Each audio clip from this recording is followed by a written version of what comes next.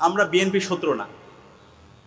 আমরা বলতে চাই বিএনপি ঐতিহাসিকভাবে তাদের শত্রু এবং মিত্রকে চিনতে তারা ভুল করেছে।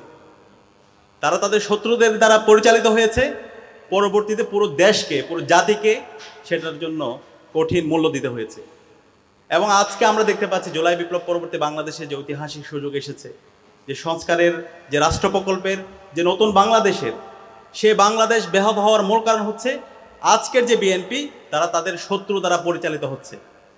আজকের যে বিএনপি তারা আবার ভারতের প্রেসক্রিপশনে বাংলাদেশ রাষ্ট্র পরিচালনা করতে চায়, তারা আবার শিলংয়ের প্রেসক্রিপশনে বাংলাদেশ পরিচালনা করতে চায়, যেটা পুরো জাতিকে অনেক বেশি হতাশ করছে।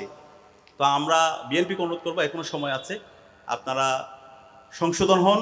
আমরা চাই এই জুলাই বিপ্লবকে আপনারা ধারণ করবেন এবং এই জুলাই বিপ্লবের আকাঙ্ক্ষাকে ধারণ করে এই নতুন বাংলাদেশ বিনির্মাণ করবেন। এই শত্রুর প্রেসক্রিপশনে যদি আপনি পরিচালিত না হতেন, তাহলে তো এই রাষ্ট্র সংস্কারের যে অধ্যাদেশগুলো আছে সেগুলো তো বাতিল করার কথা না। গুম প্রতিরোধ ও প্রতিকার যে অধ্যাদেশ, সেটা বাতিলের যৌক্তিকতা আমাদেরকে একটু বলেন। এখন পর্যন্ত বিএনপির ইলিয়াস আলী গুম অবস্থায় আছে, এখন পর্যন্ত সুমন ভাই গুম অবস্থায় আছে, অসংখ্য রাজনৈতিক নেতৃবৃন্দ তারা গুম অবস্থায় আছে। তাহলে যে রাজনৈতিক দলগুলো, সরকারি দল, বিরোধী দল, বর্তমান সংসদে যারা আছে, সবাই গুমের ভিকটিম, তারা কিভাবে আবার নতুনভাবে গুম প্রতিরোধ এবং প্রতিকার অধ্যাদেশ বাতিল করার সেই দুঃসাহস দেখাতে পারে? আমরা একই সাথে দেখতে পাচ্ছি মানবাধিকার কমিশন অধ্যাদেশ বাতিলে তারা সুপারিশ করেছে।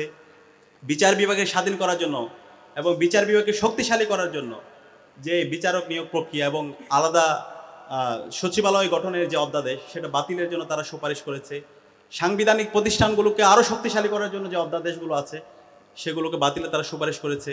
যে আন্দোলনটা, জুলাই বিপ্লবটা শুরু হয়েছে কোটা ব্যবস্থার উপর ভিত্তি করে, এই পিএসসিকে, পাবলিক যে পিএসসি আছে আমাদের সার্ভিস কমিশন, সেই কমিশনটাকে আরও শক্তিশালী করার জন্য সেই কমিশনকে আবার তারা দলীয়করণ করতে চায়।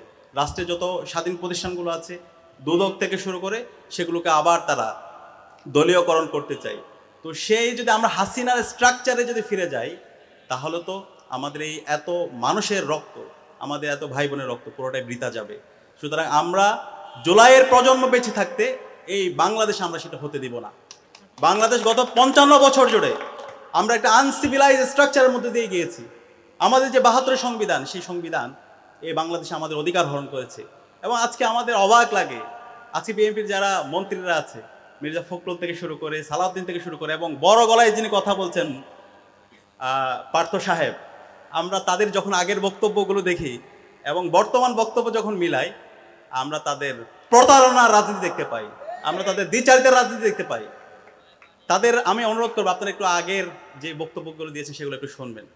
আপনাদের নেত্রী এবং আমরা যার জন্য সবসময় শ্রদ্ধার সাথে আমরা যাকে স্মরণ করি, বেগম খালেদা জিয়া, তিনি বলেছেন বাংলাদেশে যখন জনতার সরকার প্রতিষ্ঠিত হবে, তখন এই 72-এর মুজিববাদী সংবিধানকে ছুঁড়ে ফেলে দেওয়া হবে।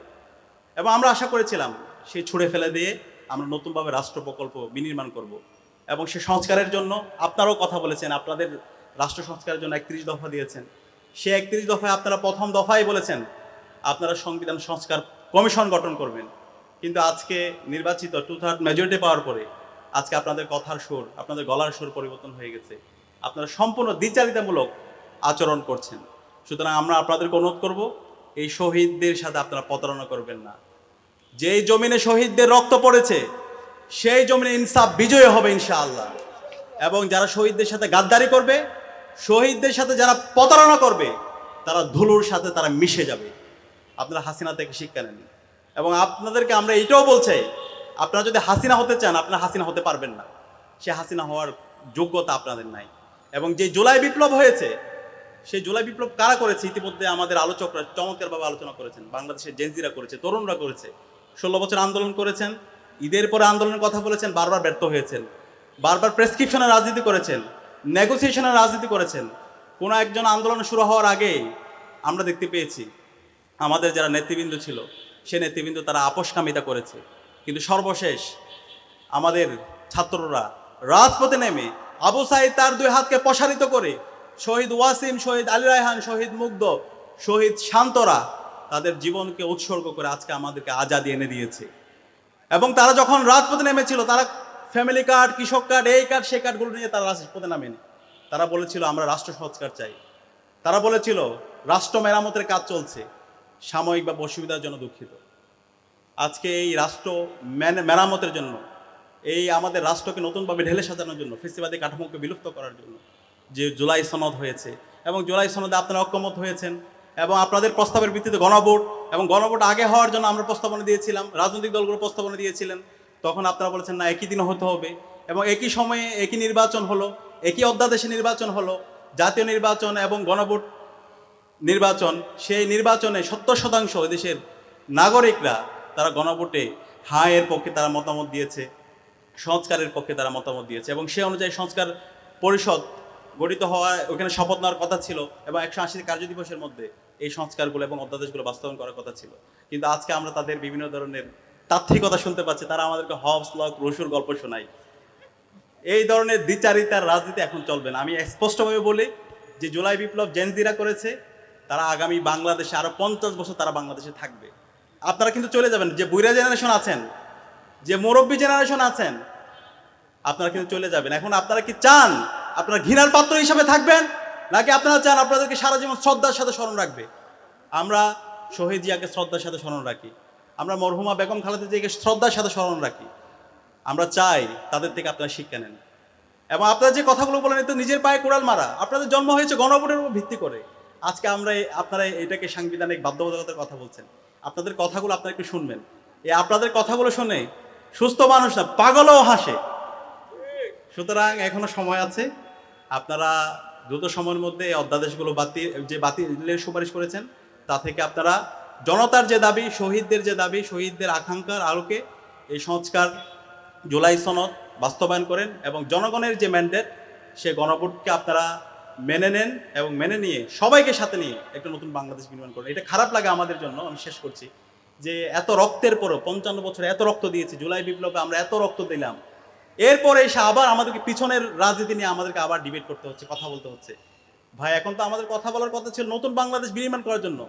আমাদের অর্থনীতি কিভাবে আমরা আরো শক্তিশালী করতে পারি। আমাদের অর্থনৈতিক কাঠামো ভেঙে দেওয়া হয়েছে, আমাদের শিক্ষা ব্যবস্থাকে ভেঙে দেওয়া হয়েছে, আমাদের সংস্কৃতিকে ভেঙে দেওয়া হয়েছে, আমাদের পুরো রাষ্ট্রের স্ট্রাকচারকে ভেঙে দেওয়া হয়েছে। সেটাকে কিভাবে নতুনভাবে নির্মাণ করতে পারি, আমাদের যে পররাষ্ট্রনীতি সেটা কিভাবে আমরা আরো শক্তিশালী করতে পারি। কিন্তু আজকে আবার সেই পিছনের রাজনীতির দিকে আমরা যাচ্ছি, এবং সেগুলো নিয়ে আমাদের কথা বলতে হচ্ছে, যেটা আমাদের সবার জন্য একটা কালেকটিভ ফেইলিওর। তো আমরা আশা করব আমরা বিএনপির শুভাকাঙ্ক্ষী হিসাবে আমরা তাদেরকে অনুরোধ করব, সময় আছে, আপনারা যে কমিটমেন্টগুলো দিয়েছেন, এবং সবচেয়ে বড় কথা হলো জনতা যে ম্যান্ডেট দিয়েছে সেই 70% সেই ম্যান্ডেট, সে রায় আপনারা মেনে নেন, এবং এই নতুন বাংলাদেশ বিনির্মাণ করার জন্য সবাইকে একসাথে নিয়ে আমরা কাজ করি। আমরা আশা করছি ইনশাআল্লাহ আগামী বাংলাদেশ আমরা শহীদদের আকাঙ্ক্ষার আলোকে নতুন বাংলাদেশ, ইনসাফভিত্তিক বাংলাদেশ বিনির্মাণ করতে পারবো ইনশাআল্লাহ। এবং সেই বাংলাদেশ বিনির্মাণ না হওয়ার আগ পর্যন্ত আমরা থামবো না, আমরা আমাদের লড়াই চালিয়ে যাবো ইনশাআল্লাহ। যদি জীবন দিতে হয়, সেই জীবন দেওয়ার জন্য আমরা প্রস্তুত আছি ইনশাআল্লাহ। তো সবাইকে অসংখ্য ধন্যবাদ, আমরা এই অতিথিদেরকে ধন্যবাদ, এবং সাংবাদিক বন্ধুদেরকে ধন্যবাদ, এবং যারা উপস্থিত হয়েছেন তাদেরকে ধন্যবাদ জানিয়ে আমি আমার কথা এখানে শেষ করছি। আসসালামু আলাইকুম।